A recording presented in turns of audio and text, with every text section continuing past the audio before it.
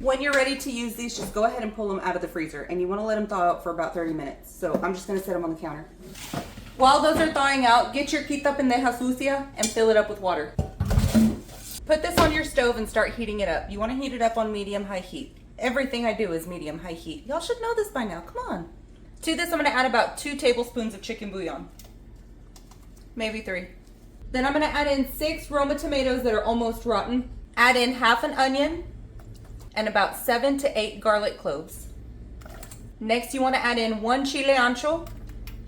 Then you want to add in 8 to 10 chile guajillo that you've taken the seeds and the stems out. You also want to make sure to wash your chiles. Wash all of these and wash the chile ancho también. To this, we're going to add about a teaspoon of ground comino or ground cumin. Then you want to add in about 2 teaspoons of black pepper. Then give that a quick mix and allow everything to incorporate.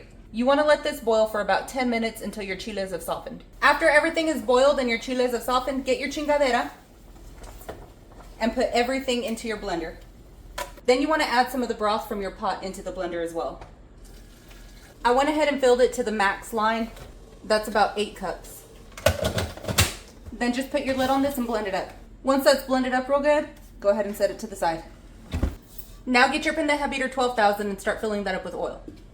I had some leftover oil from another night, and I'm just going to add to that. You want it to be about 1/4 of an inch deep.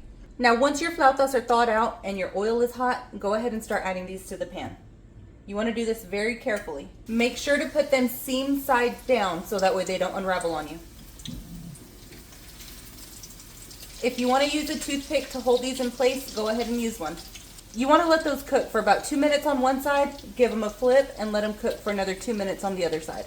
I'll show you what that looks like. After another 2 minutes, go ahead and drain the excess grease from that and put it on a plate that's been lined with paper towels.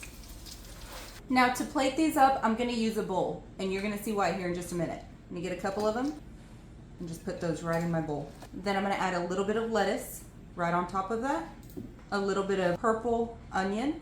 I'm going to add in some shredded cheddar cheese right on top. Oaxaca would be better, but I don't have any, so that's what we're using. And then I'm going to get my salsa, and we're going to make these flautas ahogadas de carne deshebrada.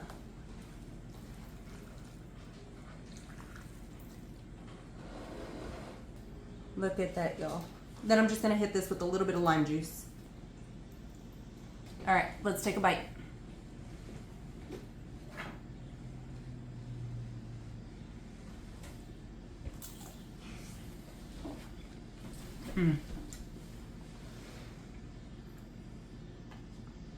That was really hot, but really good. If you try this, let me know. I'm gonna go eat.